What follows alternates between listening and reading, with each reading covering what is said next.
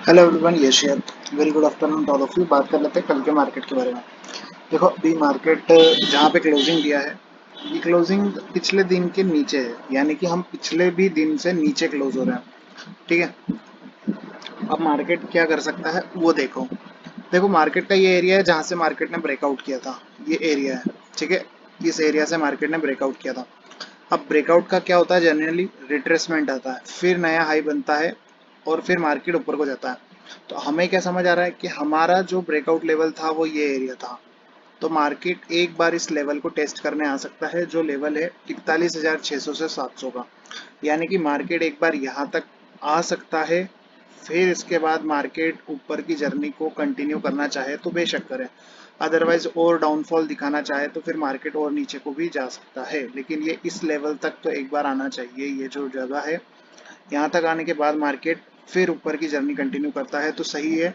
और अगर इसी एरिया से, इस एरिया से ही मार्केट सीधा निकल जाता है यहाँ से ऊपर, तो फिर मार्केट बहुत तेजी से गिरेगा। जब भी ये और जितना ऊपर जाएगा तो एक सीधी चढ़ाई होगी है। तो सीधी चढ़ाई का तो मार्केट में कोई सेंस है नहीं। ठीक है। अभी 3 दिन से ये negative candle, negative price action बना रहा है, नेगेटिव तरह से मार्केट नीचे आने की कोशिश कर रहा है, बट बैंक निफ्टी फिर भी संभला हुआ काउंटर है। निफ्टी काफ़ी ज़्यादा वीक है। ठीक है। तो मेरे को जो लगता है बैंक निफ्टी में 41,600 तक आपको कल की तारीख में टारगेट देखने को मिल सकते हैं। अगर आप ध्यान से देख पा रहे हो तो ये ब्रेकआउट एरिया है। इसका रिट्रेसमेंट आना अभी बाकी है। इसका रिट्रेसमेंट कल आ सकता है और मार्केट फिर ऊपर की जर्नी करे तो कर सकता है कंटिन्यू। फर्स्ट हाफ में अगर हम यहाँ आ जाते तो सेकेंड हाफ में बाउंस आ जाएगा। खुलते ही गैप डाउन से है तो यहाँ पे कोई भी बढ़िया सा प्राइस एक्शन देख के आप बाय कर सकते हैं और आपको अपसाइड के ये सभी हाईज और टारगेट्स देखने को मिलने वाले हैं। ठीक है। और सीधी सी बात है, अगर अभी मार्केट इस तरह से स्ट्रक्चर बनाए रखेगा तो फिर आपको मार्केट जल्दी से जल्दी इस लेवल को फिल करते हुए देखेगा। इसी तरह से इसी चैनल के अंदर मार्केट यहाँ पे आ जाएगी।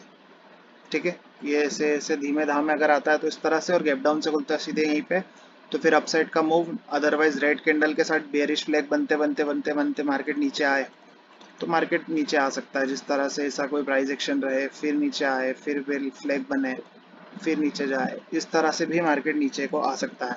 तो अभी गैप डाउन गैप अप तो हो नहीं रहे हैं तो वैसी बात मैं करूंगा नहीं, लेकिन अगर गैप डाउन हो जाता है तो हम यहाँ पे ओपन हो सकते हैं।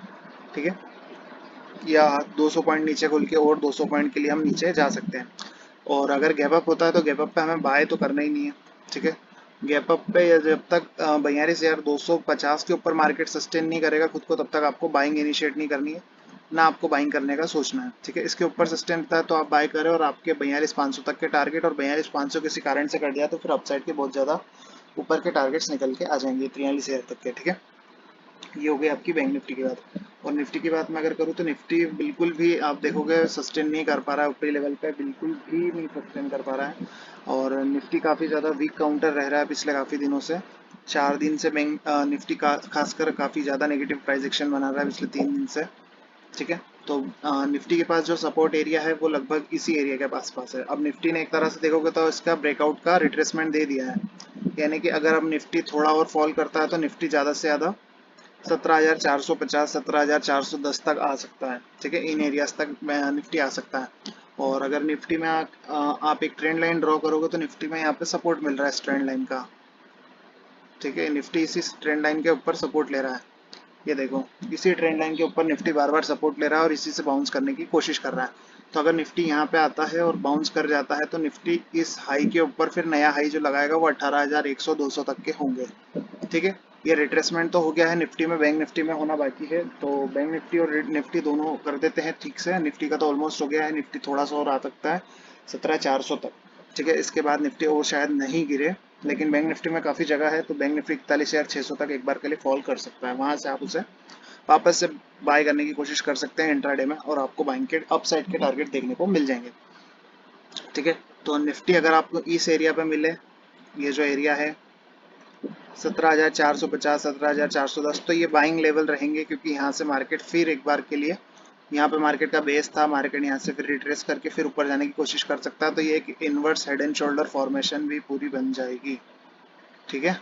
फिर बिल्कुल आपको निफ्टी ऊपर निकलता हुआ फटता हुआ दिख सकता है। ये इस तरह से एक inverse head and shoulder formation बन जाएगी निफ्टी में। और वीडियो सिर्फ एजुकेशनल पर्पज पे है, बाय सेल का कोई भी जरा सा भी रिकमेंडेशन नहीं है। आप मेरे कहने से कोई बाय सेल ना करें। ठीक है।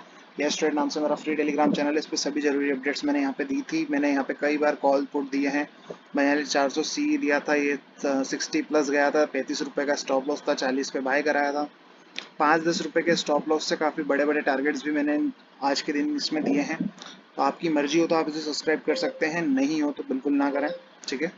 और वीडियो सिर्फ एजुकेशनल पर्पज़ पे है। चांसेस मार्केट पहले नीचे आएगा फिर ऊपर जाएगा, इसके बहुत ज़्यादा हैं।